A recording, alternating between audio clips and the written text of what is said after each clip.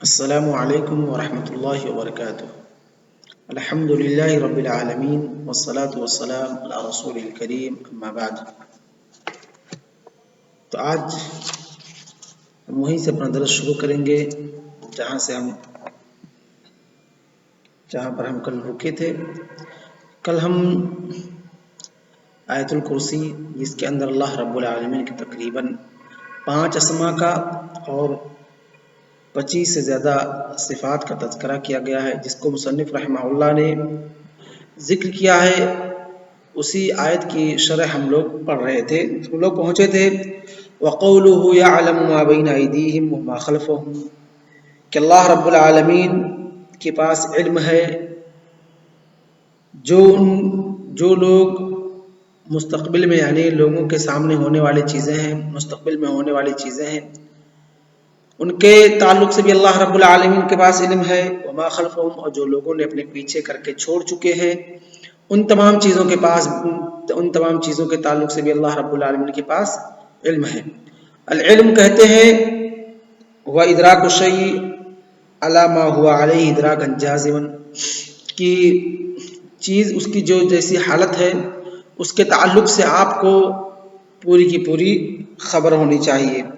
اللہ رب العالمین نے کہا یعلم ما بین ایدیہم ای فی المستقبل، کہ مستقبل کے تعلق سے جو بھی کچھ لوگ کرنے والے ہیں ان تمام چیزوں کے پاس اللہ رب العالمین کا علم ہے۔ وما خلفہم ای فی الماضی، اور جو کچھ ماضی میں ان لوگوں نے کیا ہے اس کے تعلق سے بھی اللہ رب العالمین کے پاس علم ہے۔ اور یہاں پر اللہ رب العالمین نے لفظ کلمہ ما کا استعمال کیا، جو کہ صیغہ عموم کے لیے ہے، اور وہ ماضی اور مستقبل دونوں کو شامل ہے۔ اس کے بعد اللہ رب العالمین فرماتا ہے وَلَا يُحِيطُونَ بِشَيْءٍ مِّنْ عِلْمِهِ إِلَّا بِمَا شَاءَ، کہ اللہ رب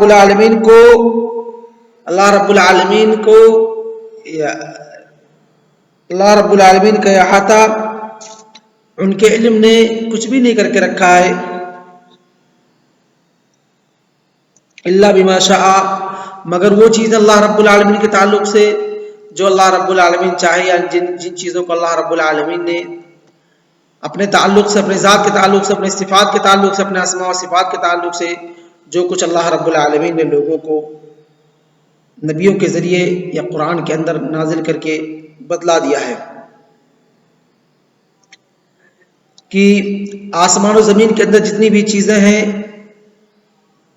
وہ اللہ رب العالمین کا علم کے احاطہ نہیں کر سکتی، الا بما شاء، مگر جو اللہ رب العالمین چاہے، یعنی جو اللہ رب العالمین نے اپنے علم میں سے بتلا دیا ہے، چاہے وہ اللہ رب العالمین کے ذات کے تعلق سے علم ہو، چاہے وہ اللہ رب العالمین کے صفات کے تعلق سے علم ہو۔ اس کے بعد اللہ رب العالمین آگے ارشاد فرماتا ہے وسع کرسیہ السماوات والارض، کہ اللہ رب العالمین کا جو کرسی ہے، وسع مطلب احاط یحیط، کہ اس نے احاطہ کر کے رکھا ہے، وہ گھیر کے رکھا ہے۔ اللہ رب العالمین کی جو کرسی ہے وہ آسمان و زمین کا احاطہ کر کے رکھی ہے، گویا کہ کرسی جو ہے وہ آسمان و زمین سے بڑی ہے۔ کیا ہے؟ تبھی تو کوئی چیز کسی چیز کا احاطہ کر سکتی ہے، اس کو اپنے انڈر کر سکتی ہے جب وہ اس سے بڑی ہوگی۔ تو وسع کرسیہ السماوات والارض، ای احاط کرسیہ، اللہ رب العالمین کا جو کرسی ہے وہ آسمان و زمین کا احاطہ کر کے رکھا ہے۔ اور کرسی کہتے کسے ہیں؟ ابن عباس رضی اللہ تعالی عنہ کرسی کی تفسیر میں کہتے ہیں انہ موضع القدمین، کہ کرسی کیا ہے؟ اللہ رب العالمین کے قدم رکھنے کی جو جگہ ہے اس کو کیا کہتے ہیں؟ کرسی کہتے ہیں۔ اور کرسی جو یہ ہے عرش نہیں ہے، عرش ایک الگ چیز ہے اور کرسی الگ چیز ہے، بلکہ عرش کرسی سے کافی بڑی ہے۔ اللہ کے رسول صلی اللہ علیہ وسلم کی ایک حدیث ہے جس کے اندر اللہ کے رسول صلی اللہ علیہ وسلم نے عرش کے تعلق سے بتلاتے ہیں ان السماوات السبع والارضین السبع بالنسبة للکرسی كحلقة القیت فی فلاة من الارض وان فضل العرش على الکرسی كفضل الفلاة على هذه الحلقة، کہ جو ساتوں زمین اور ساتوں آسمان ہیں کرسی کے مقابلے میں ایسے ہی ہے کہ حلقۃ القیت فی فلاۃ، جیسے کوئی لوہے کا کڑا یا حلقہ ہو، وہ ایک صحرا میں ڈال دیا گیا ہو زمین کے، یعنی زمین کے جو صحرا ہوتا ہے بہت بڑا ہوتا ہے. صحرا کیا ہوتا ہے؟ جہاں پر آدمی جا کر کے صحرے میں اگر بھٹک گیا تو اس کو نہ مشرق کا پتہ، نہ مغرب کا پتہ، نہ راستے کا پتہ، نہیں کہاں سے آیا تھا، کیسے جانا ہے. یعنی آدمی کی موت، آدمی اپنی زندگی سے مایوس ہو چکا ہوتا ہے. تو کہتے ہیں کہ کحلقۃ القیت فی فلاۃ، ایسے ہی ہے جیسے، یعنی آسمان و زمین کی مثال کرسی کے مقابلے میں ایسے ہی ہے جیسے ایک لوہے کا کڑا، حلقہ، ایک چٹیل میدان صحرا کے اندر ڈال دیا گیا. یعنی صحرا کے مقابلے میں اس ایک لوہے کی کڑے کی کیا حیثیت ہے؟ کچھ بھی نہیں ہے. ایسے ہی آسمان و زمین کرسی کے مقابلے میں اس کی حیثیت ہے.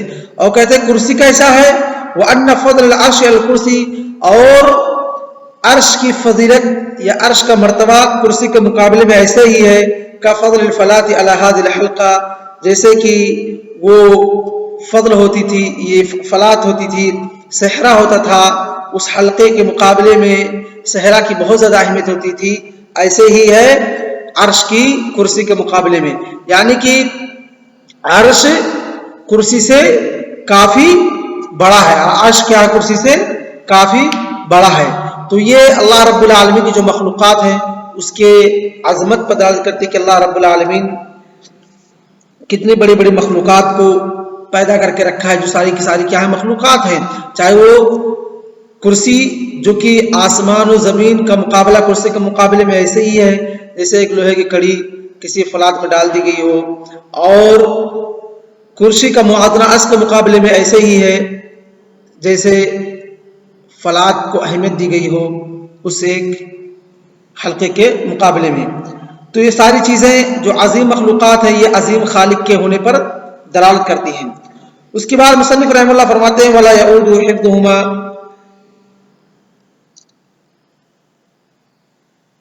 کہ اللہ رب العالمین کے اوپر بوجھ نہیں گزرتی ہے، یا اللہ رب العالمین کے اوپر گرا نہیں گزرتی ہے آسمان و زمین کی حفاظت، آسمان و زمین کی حفاظت.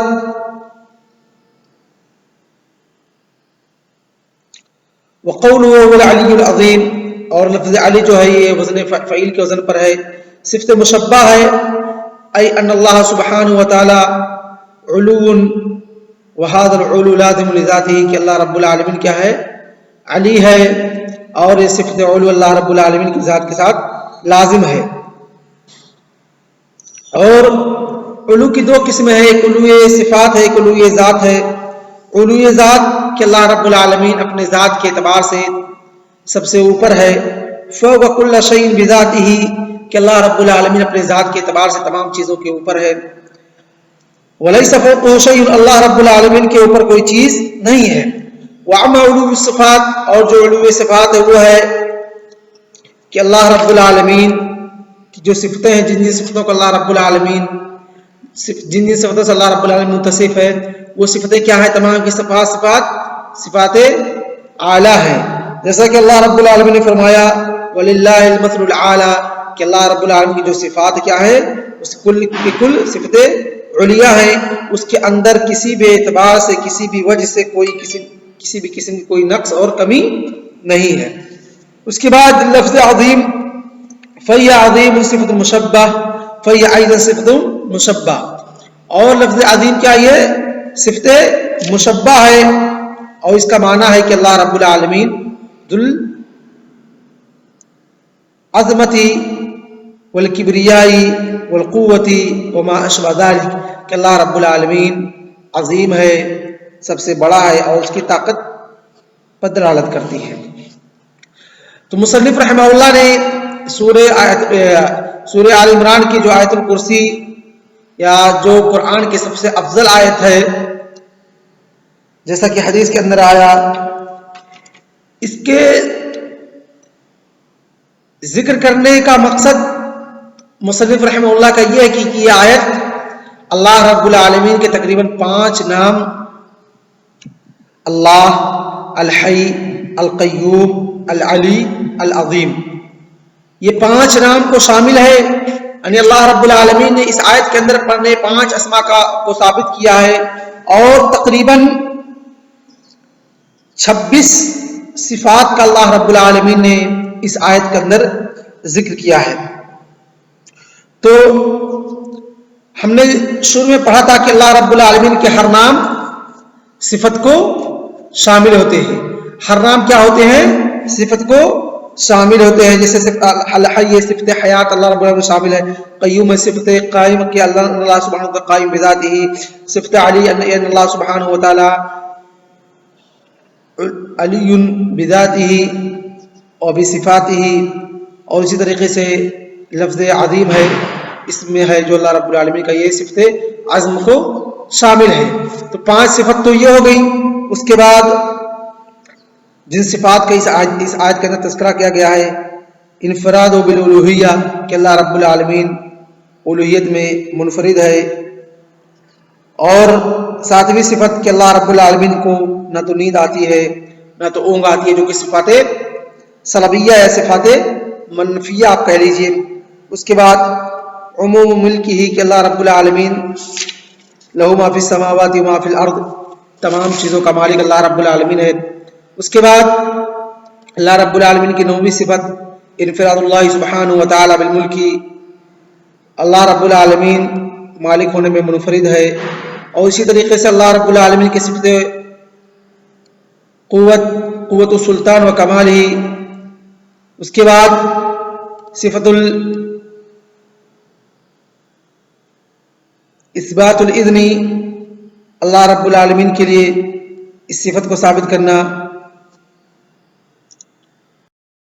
اس کے بعد اثبات العندیہ کہ اللہ رب العالمین ہر جگہ پہ موجود نہیں ہے، جس طریقے سے اس آیت کے ذریعے حلولیہ پر رد کیا جائے گا کہ حلولیہ کیا کہتے ہیں کہ اللہ رب العالمین ہر جگہ موجود ہے، کہ اللہ رب العالمین نے کیا کہا؟